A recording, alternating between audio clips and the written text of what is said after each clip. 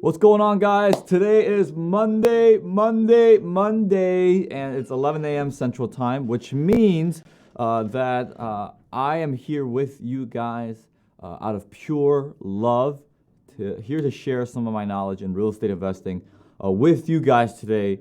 Let the questions start streaming in through the floodgates, right? So I see we got about five, 6 people online right now. Which is awesome, which is fantastic. And I apparently forgot to turn off the volume on my laptop. And I opened up my laptop right here in front of me. You can't see it because Chris pushed down the desk because he doesn't want you to see it. But I put it on here just so I could see your guys' questions and also make sure my hair looks okay as I'm doing this live, right? But as always, guys, feel free to tell me. Let's start off the live chat. Tell me where you're from. And you know what? Let's get funky a little today. If you want to tell me a little interesting something about yourself, keep it appropriate. So I don't want to hear anything inappropriate. I always tell people this is a family-friendly channel. It's a kid-friendly channel. And I understand there's no kids out there learning about real estate investing. But you know what? Let's keep it that way anyways, right? I like to set a standard and expectation for our channel. So let's go ahead and keep it appropriate. But yeah, tell me where you're from. Tell me a little interesting something about you. And tell me what, and you telling me where you're from, I'll do my best to tell you about what I think about that real estate investing market. Today is, we're talking about the recession. We're talking about the markets and what the market is doing right now, because there's a lot happening right now. And there's a reason why I wore black is because, well, the U.S. economy right now is slowly dying. Right, so I am expecting a funeral, so I wore black today. So it's a little something that I like to do. So I guess I'll kind of start off with me. And again, guys, feel free to type in where you're from. Tell me a little something interesting about you. Give me your real estate investing questions. Any questions you have about real estate investing, feel free to type that in as well. But I'll go ahead and start. My name is Daniel. I am from the Chicagoland area. At one point, I did live in the city of Chicago, but not as much anymore.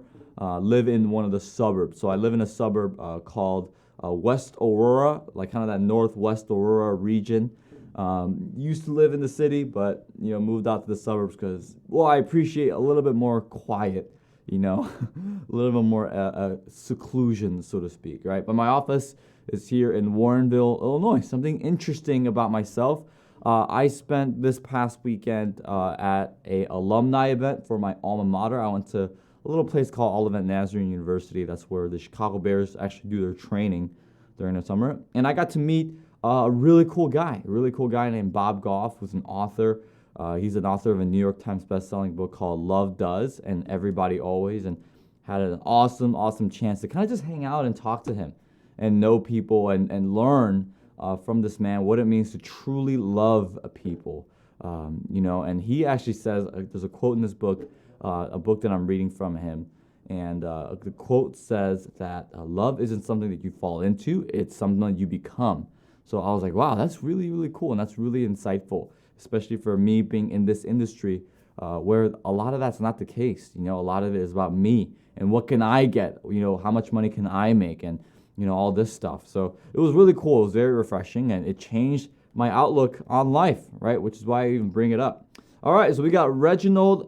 David Anson. Do you recommend paying the mortgage on the last day, before the late fees, or on the day it's due? Okay, David, so be here on Wednesday at 11 a.m. Central Time and ask the exact same question. So my brother pretty much does this, but on Wednesdays at 11. So he covers anything that has to do with debt and mortgage payoff, right? So that's kind of his wheelhouse, right? He knows a lot about that area of expertise. Me, on the other hand, I am more of the real estate investing slash market guy, right? You ask me any question about real estate investing, I'd be more than happy to answer. So, by the way, before we continue, guys, before I start talking about markets and different things like that, and also talking about the Chicago market, thank you, Reginald, I'm going to go ahead and list off some few announcements. So again, guys, couple things, right, we have to keep in mind. October 4th and 5th, we've got a very cool real estate investing conference happening in Dallas, Texas, October 4th and 5th. That's a Friday and Saturday. And yours truly will be one of the keynote speakers for that conference. So I'm super excited. We're going to talk about some things that we've never talked about before, even for this YouTube channel. We're going to be providing some great training. And other speakers like Bryce McKinley, who's done over 6,000 wholesale transactions in real estate investing. It's going to be phenomenal. It's going to be a great time to also network. It's not going to be one of those huge events where it's got like 1,000 people or 2,000 or 30,000 people. But right now we're anticipating, probably about 300 to 500, which actually is what I prefer. It gives me more of an opportunity to, be more intimate with people and share some deeper things because it's a smaller crowd and we're able to mastermind and I'm able to hear back from what they're trying to learn and hear their questions and answer and really just kind of get deeper and deeper in the conversation, kind of where that gold is, and that old saying, if you want gold nuggets, you got to dig for them. You got to have depth. So I'm really excited. So that link is in the description below. Feel free to go ahead and check that out. I think tickets are only $99 for general admission. Unfortunately, we already sold out of the inner circle tickets, which were $167. We already sold out of those. But general admission and also VIP, I believe, are still available. So go ahead, guys. It's going to be a phenomenal event. Great time to network. It's going to be awesome. Right? I'm really looking forward to it. Really looking forward to it. And also, we also have our free owner financing course that we put out. I think it was a couple months ago, right? It feels like years, but I think it was only a couple months ago that we released it. It's a free owner financing class. It's 90 minutes that I put together with some of my friends on the ins and outs of owner financing. And great class. It's a phenomenal class. And, it's one of the things that I'm most proud of, as a instructor, as a coach, and even an influencer. I put out a lot of videos, I put out a lot of content, a lot of blogs, a lot of newsletters. And, out of all the things that I put, out there on a weekly basis, monthly basis, perhaps even all time, this is probably top 5 in my list of things that I'm really most proud of in terms of the work I put in, the quality of work I put into it. So go ahead and check that out, guys. It's a free class, right? You don't have to pay for anything. All you got to do is just put in your email.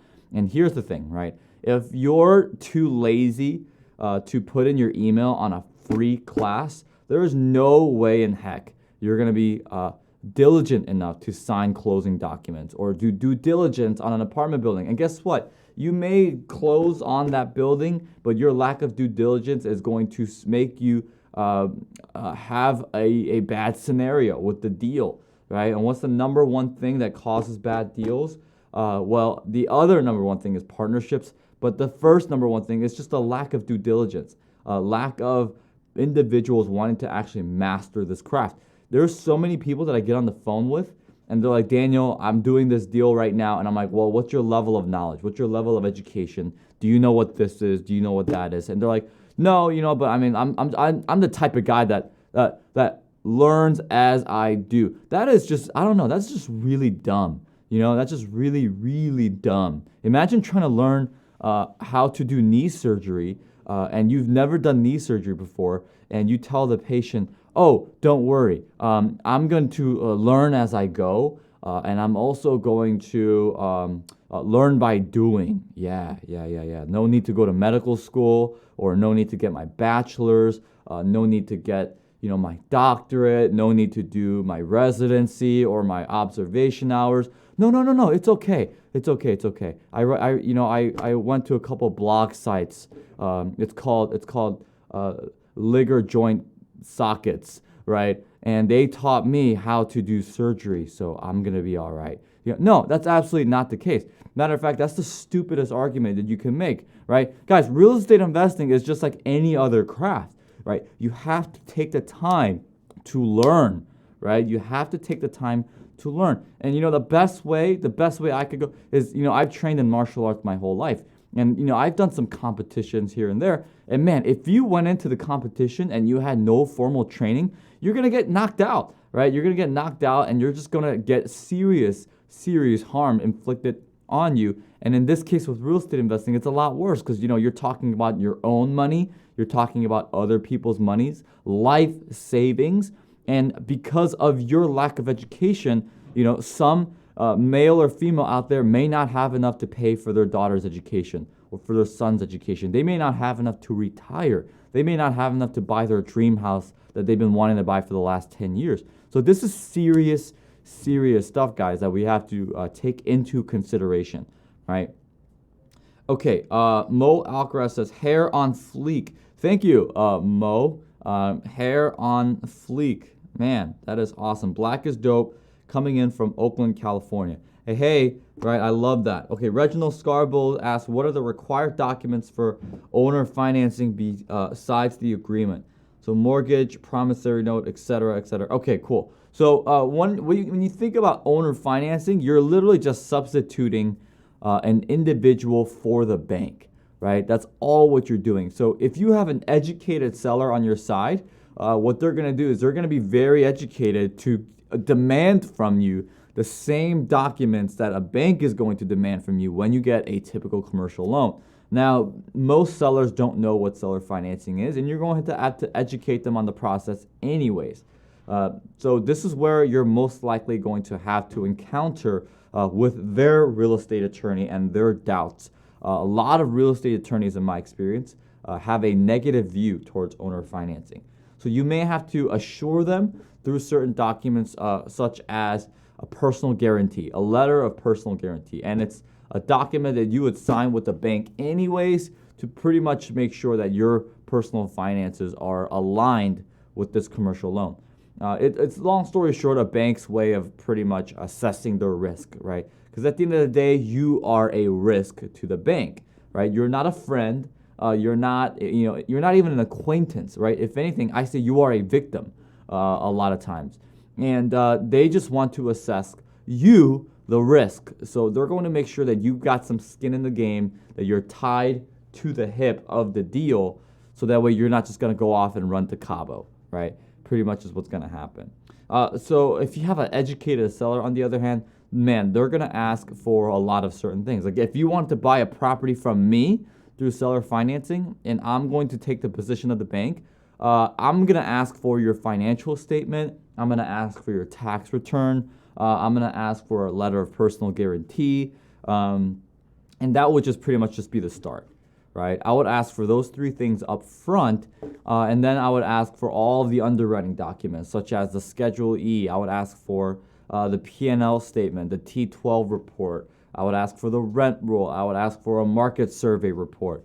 And if you can't provide those things, then I most likely wouldn't trust you as an investor, because any good investor that goes after apartment buildings are going to have those things at hand. They're going to prepare, and they're going to expect to provide that information to any lender. In this case, I would be, because I'd be carrying the note, right? Great question. Really, really good question, Reginald. Very much of the T's and the X's and O's, right? Just returned from backpacking Yosemite this weekend for one last summer adventure. Just got an email from my loan officer that they pulled my credit, so the ball is rolling on my first home purchase. Awesome. Good job, man. That is fantastic. Really, really fantastic. Congratulations. Now Jenna asks, resident flight out of Illinois, trouble for real estate investing. Okay, so now Jenna, you have just asked me about one of the greatest myths when it comes to Illinois. So now Jenna, I'll ask you, right? Because it depends, right? 99% of all questions in real estate, it depends, right?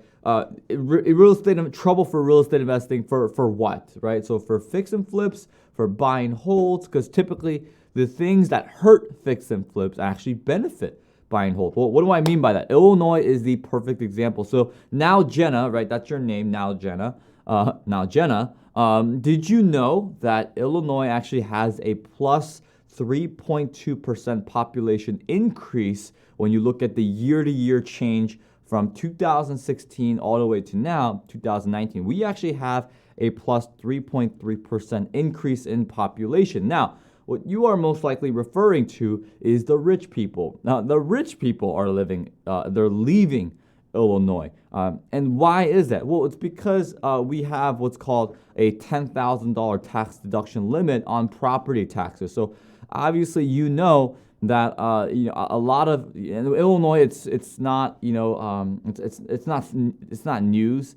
It's not a secret that we're a very big blue state, right? Now, do I mean by the color? No. We have grass that just goes on for miles and miles and miles and nothing else, right? It's very flat. We're a very big blue state. We're a very democratic state. Now, disclaimer, I'm not here to talk about politics. For me, I am an advocate of truth, right? I just want truth. I value efficiency and I value truth. And here is the truth, right? The truth is that Illinois is a very democratic state. And it's truth that a lot of democratic states like California, Illinois, New York, states who have pretty much been Democrat for a very long time, have very, very high tax rates compared to their counterparts. States such as Florida, Oregon, Texas, Tennessee, right? Those states, very, very low taxes. It's not Like it's just the truth, right? I don't know what else to call it. But Illinois, right? There was a federal law passed that you can only deduct $10,000, right? There's a limit to your property taxes. Well, the individuals who constructed this tax document knew exactly what they were doing. They wanted to take the higher earning population out of these democratic states because, well, it is the Republican Party that drafted this tax document, this tax reform, so to speak.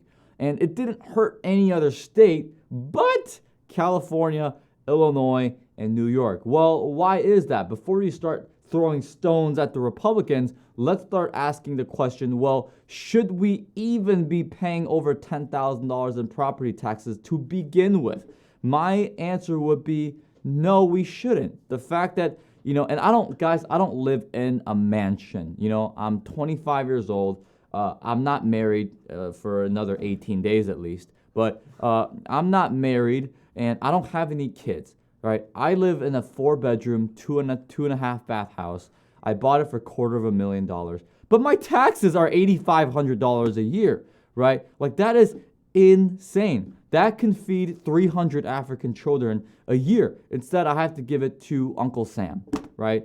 I have to give $8,500 in taxes. Now, do I have friends that live in $400,000, $500,000 houses, and they all drive Lamborghinis? Yes, I absolutely do. I have colleagues and business mentors and business partners that I partner on with deals that live in in that type of environment and lifestyle, and their taxes are $12,000, $13,000, $16,000. What does that mean? Well, that means on top of all the taxes they already pay, like capital gain, 37% ordinary income tax, UBIT taxes, because they invest out of their 401ks and self-directed IRA. Now they got to literally lose $5,000-$6,000 a year because they can't deduct that in their property taxes anymore. So guess what they're going to do? They're going to move, right? They're going to move out of Illinois and they're going to places like Wisconsin, Northwest Indiana, Tennessee, Kentucky are big contenders.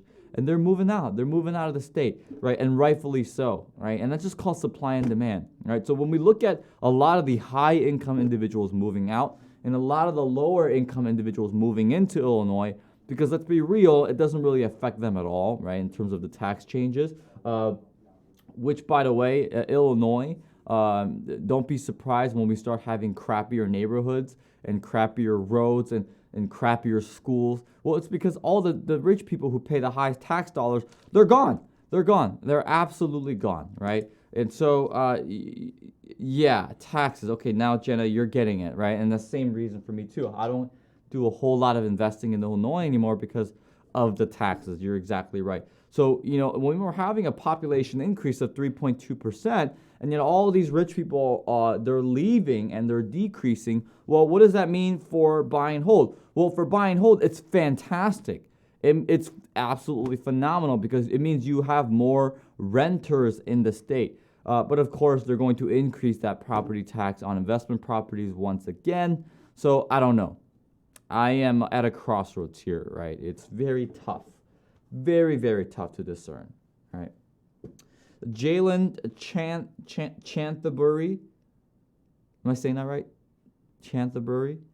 Thoughts on doing wholesale deals unlicensed with a transactional funder. Here are my thoughts on that. It's illegal, right? It's very illegal for you to do wholesale deals unlicensed, and it doesn't matter if you have a transactional funder. I think they just passed a law saying, and I forgot if that was just Illinois or I forgot if that was the whole country. It's just Illinois. Okay, sorry. Pardon my ignorance. But if you are doing deals in Illinois, then obviously you can. But if you're doing deals in outside of Illinois, which I am 98% sure that you are, because Illinois is one state out of 50. I mean, yeah, you could, Jalen, it's a free country, right? The Bill of Rights was written in what was it, 1775 or something like that?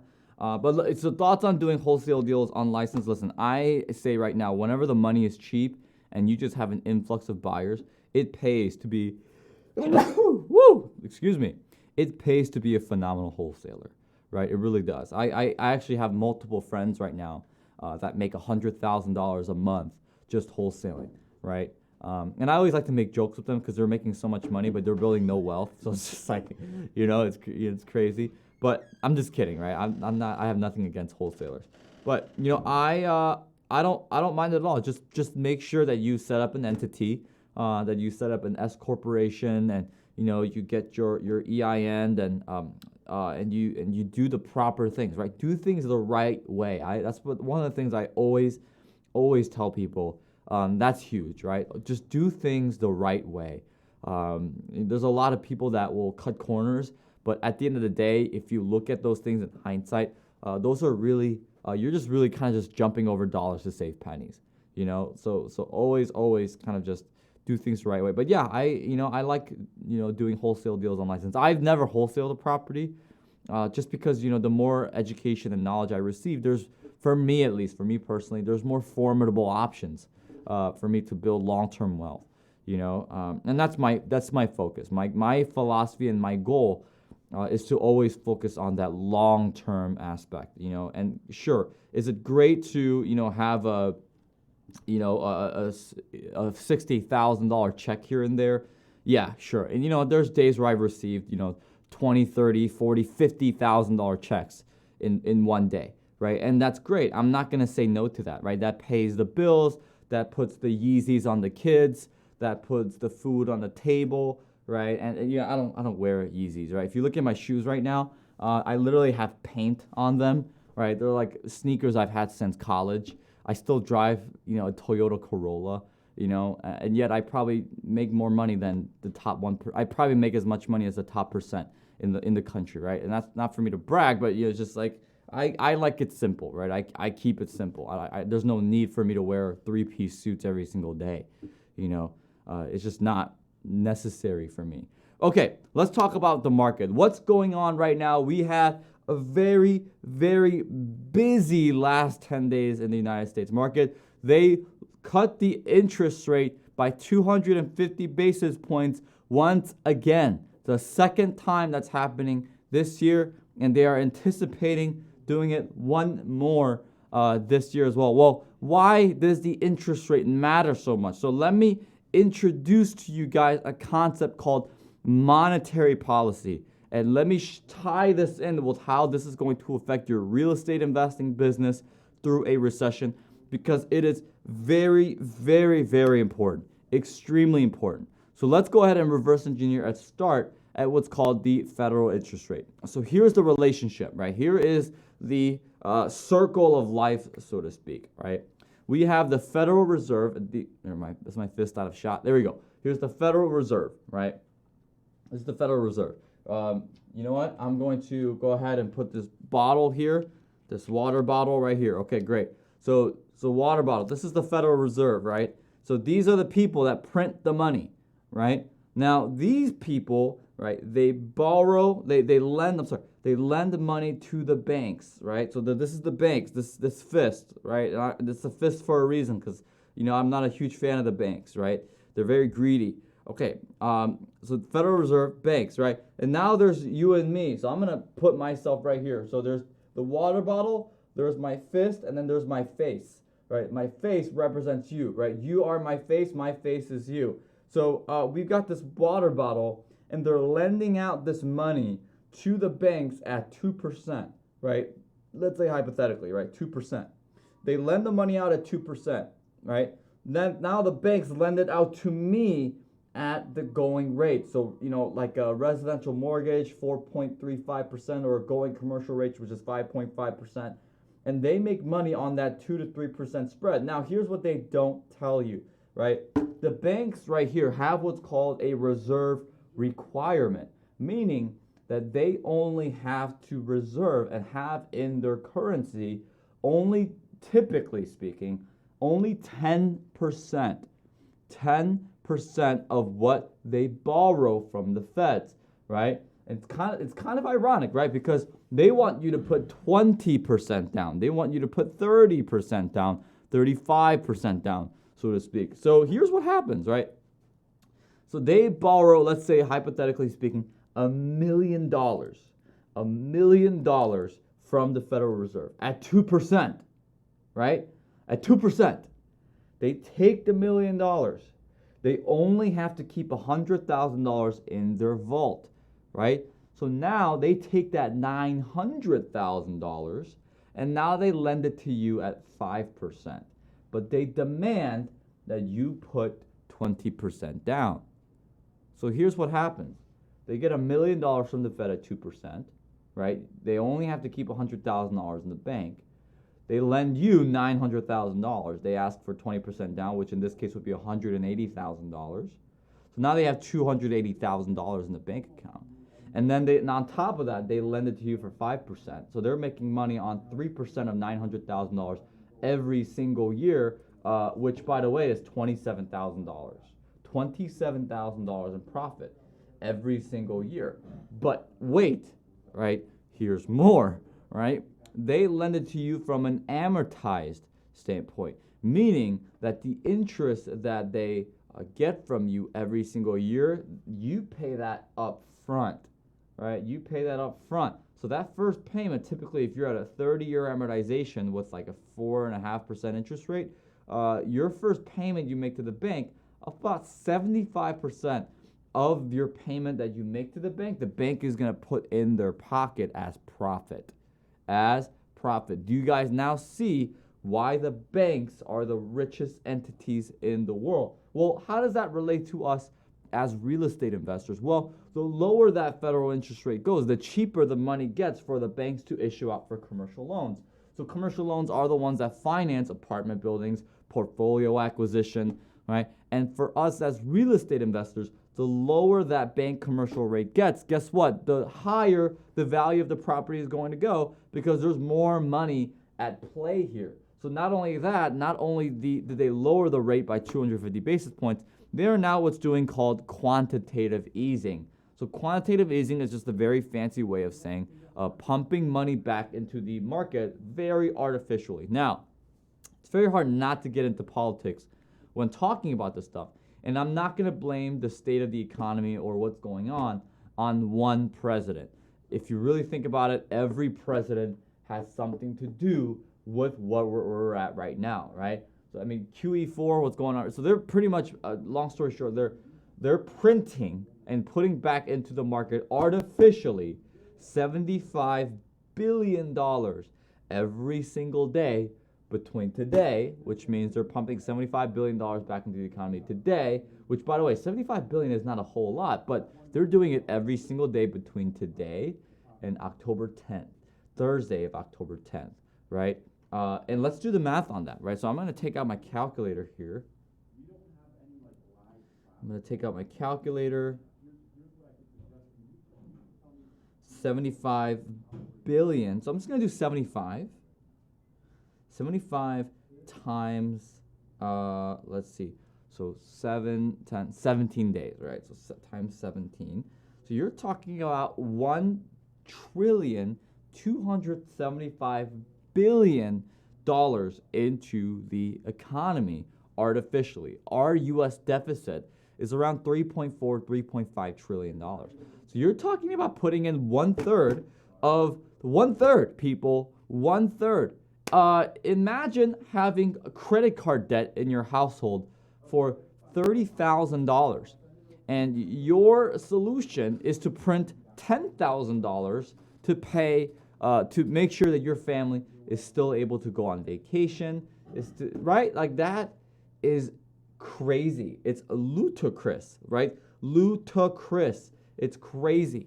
So what is that going to do? Well, that's going to put more money into the economy, and it's also going to make money cheaper, which what does that do to our real estate market? I don't know. I think there's a lot of conclusions that we can bring upon. Now, the problem that I still have, it may be a quick remedy, but I don't anticipate the benefits of this market going for so long. I think it's actually going to, the recession is going to happen a lot sooner than what people think. There's a lot of volatility that's happening in the markets right now, on top of a lot of layoffs that not a lot of people are talking about right now. Corporate leveraging is at such a high right now, and the price of gold is very high as well, which if you look at the history of U.S. economies, whenever there's a lack of confidence in the U.S. dollar, the price of gold surges. It goes very, very high. And we're at a very interesting time right now, speaking globally, economically, because the U.S. dollar stands at the reserve currency. So whatever happens to the U.S. dollar is going to affect all the markets, all the major markets that are playing in the global economy. So it's going to be very, very interesting to see what happens. Jesus some more sounds like a bill.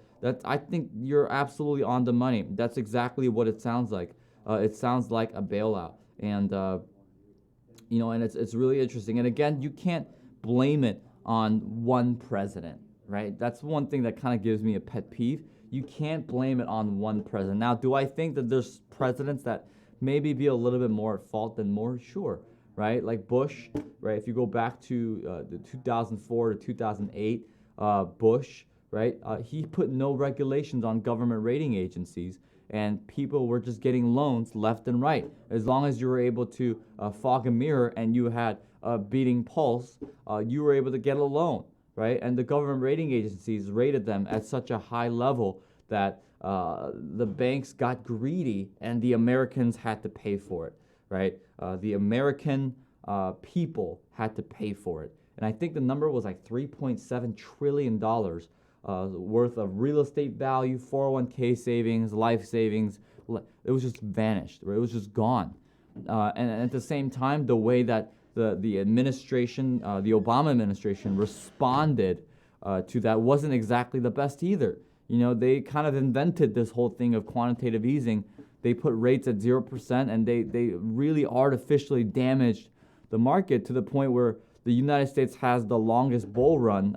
Yes, and many may see that as a good thing, but at what cost? We're seeing bubbles larger than what we've ever seen before, and kind of the Obama administration's push for making college more affordable and putting out loans.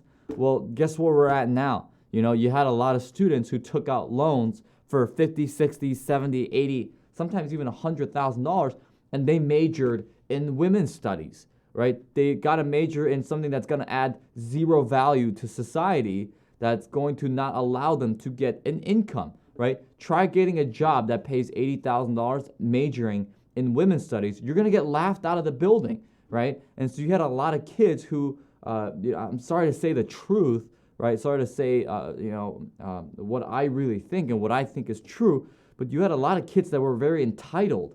They went to college and they got these loans because, they thought that the world was revolving around them. And they just signed mindlessly on these loans for $70,000, $80,000, and they majored in whatever they wanted rather than what was actually going to put food on the table. And now they're mad and they're angry and they're demanding $15 an hour, right? And they're demanding more socialistic ways of economy because they can't get a job. Well, guess what? What did you think was going to happen when you majored in women's studies? They're not going to hire you and pay you $80,000 a year. That's just not how the economy works, right? You provide the value for the money, right? That's just the way it is, right? And so therefore they want to put, socialistic agendas on an economy that's already so rooted in capitalism. It's not going to work, right? And it's going to have effects on economies all over the world, right? Just because of Sally, 23-year-old Sally, who's got pink hair that wants to make $300,000 a year because she thinks she deserves it. Not true. Sorry, Sally. That's not going to happen. You should probably get a job in something that actually provides value to society, right? Just so you know, I don't know anyone named Sally. This is not a personal attack on anyone. It's just what I think is true, right? It's what I think makes the world go around. And again, like I said in the beginning, right, I'm an advocate of truth, and I'm an advocate of efficiency, right? So that's just the way it is, guys. So keep the questions coming, guys. Let's get some more real estate investing questions. Oh, how do you plan for the recession? So here's what I'm doing right now to prep for the recession. I think a lot of things are going to happen like it did in 2008. There's going to be a lot of money that's just going to disappear, and that's typically what happens when you're trying to pump money into a market. Very artificially. It's what happens when certain large entities get a little greedy. A lot of money just kind of disappears, right? It loses its value. So here's my thing, right? My thing would be raise a lot of money, because I think there's going to be a lot of opportunistic times coming in the next 3 years. I really do think so. Not only at the corporate level, in terms of corporate bonds and companies and businesses, but also real estate. Where do I see those opportunities? In the 50 units and up category. The last time 2008 happened, it was very residentially focused. But this time is very commercial. It's at a much larger pace, right? Jesus Samora, I disagree with that. I think a lot of people went to college for their parents. Yeah, absolutely, Jesus. There's a lot of people, truth be told, that went to college for a lot of reasons that shouldn't have gone, right? That's actually kind of the point that I was trying to make. A lot of people went to college for their parents. A lot of people, let's be real, Jesus, a lot of people just went to college just to party, right? Just to have a good time, and a lot of people went to college just because that's what they thought they were supposed to do. There's a lot of reasons as to why people went to college, and again, for the same reason. I'm not trying to beat a dead horse. So, I completely, I don't know what you're disagreeing with, but I think you and I at the end of the day are really on the same page here. Alan Miller, is it best to pay off a mortgage of rental properties or just to keep on investing? I always say cash is king, but equity is God, right? That's my rule of thumb when it comes to investing in philosophy, right? Cash is king, right? Cash flow is king, but equity is God. Just because, I think a lot of people underestimate the power of equity. And in my experience, a lot of people, older individuals, one of their biggest regrets is saying, I wish I would have paid off my properties. One of the biggest, and I run a meetup in Naperville. I run a meetup in Naperville, and there's a guy that comes in here, and really cool dude. He's one of my regulars, and he did over 200 fix and flips in his career, I believe. Over 200 fix and flips, and he keeps showing up to me my meetup, and one day he said something along the lines of, one of my biggest regrets is not holding those properties. And taking advantage of the equity. So, Alan, that's actually also a question for Wednesday. Today's topic is real estate investing, but I hope my answer sufficed. But if you want to ask that question again on Wednesday to Sam, feel free to do so, right? Because Sam is more of the expert in that wheelhouse, and I always hate stealing other people's thunder. I don't even like thunder. I like rain when I sleep. So, Jalen, right? College is a scam, man, unless you want to be a doctor, engineer, or lawyer. Yeah, absolutely. And I always tell people, listen, even if you want to go to college for the experience, right, you should, right? If you want to go and get your business degree, because your intention is to, climb the corporate ladder, there's nothing wrong with that, right? I will never judge a way that somebody puts food on the table for their wife and kids, right? I never will, right? But like I said, right? I think it has to be done responsibly, and I think you have to do it in a way where you're looking to provide value. I think knowledge is more valuable than formal education. I'm a self-educated man, right? I'm a college dropout. You guys know that. I dropped out my senior year, but I still spent 4 years in college. Would I regret going back to? Do I regret going to college? No, I don't, right? Because the school that I went to, Olivet Nazarene University, I enjoyed my time, and did I learn things from their business department that helps me in my career? Yes, here and there, absolutely, right? Could I have learned those things outside of that school from a library or anything like that? Yes, right? I'm not going to sit here and lie to you, but what they did do for me is they helped me become the man I am today, right? They helped me with my character. There's still faculty and staff that I talk to today, and I'm having a very, very close wedding, right? I think I'm only having like 30 people at my wedding. It's pretty much just family. But you know what? I think there's about 6 people that I met at Olivet, my university, that's going to be at that wedding. And that's just how much of an impact that these people had, right?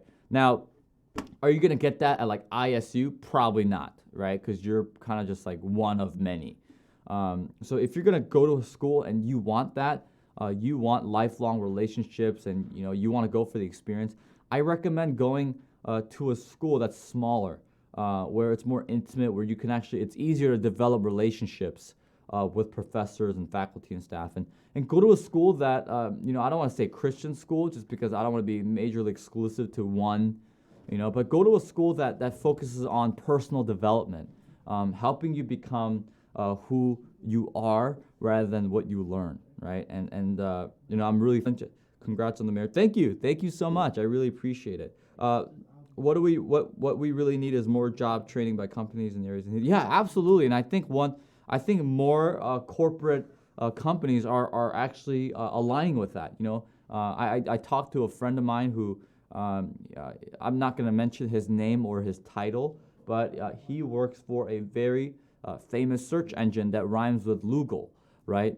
And he says that the amount of money they're spending, investing is the word he used, on their employees getting more training is so valuable. And I asked him, hey, what's the thought process behind that? And he's like, well, a lot of people accuse us and tell us, well, what if you give them all this training and they leave? And he responded by saying, well, what if they don't get the training and they stay, right? That's even more dangerous. So, I think a lot of people are onto that. And Dennis, you said use school to network, possibly in the future you lose.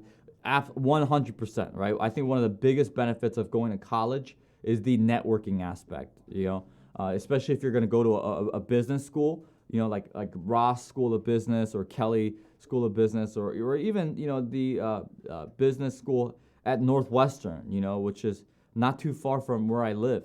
I think the networking aspect is huge, absolutely huge, and it's so key, right? So let's go ahead and go over some announcements, guys. Obviously, we got the October 4th and 5th event happening in Dallas. That's the real estate investing mastermind domination. I don't know what they call it, but I will be one of the keynote speakers. So you definitely want to check that out. Link is in the description below. And also, this video was brought to you by PropStream. It's actually a software that I use personally to find properties, skip trace them, get owner information. And I gotta say, out of all the real estate investing softwares that I used, this one has by far the most accurate piece of information. And also, guys, don't forget to give this video a thumbs up. It really does a whole lot in supporting this channel, allows us to do what we do. And also like this video, and overall, man, much love to you. We just hit 50,000 subscribers last week, so it's amazing. So like and subscribe, guys. We want to continue to add value to you guys for free because it's YouTube. And speaking of free, right, we got a free owner financing course. Just go to freeownerfinancingcourse.com. Link is, again, in the description below. But if you guys have any additional questions, feel free to, didn't know Yahoo was still a nice, good one. Feel free to email me at info@thekwakbrothers.com with any additional questions that you may not have brought up in this chat. I love connecting with you guys. I love always adding value. So I'm going to go ahead and get some McDonald's because I'm hungry. I'm going to get a cheeseburger. And again, guys, I love you guys. Enjoy your Monday. Go kill it this week, right? Go crush it. Love each other, guys, and just make the most out of life, right? So thank you, guys. I love you. Praying for all of you. And I'll see you guys next Monday.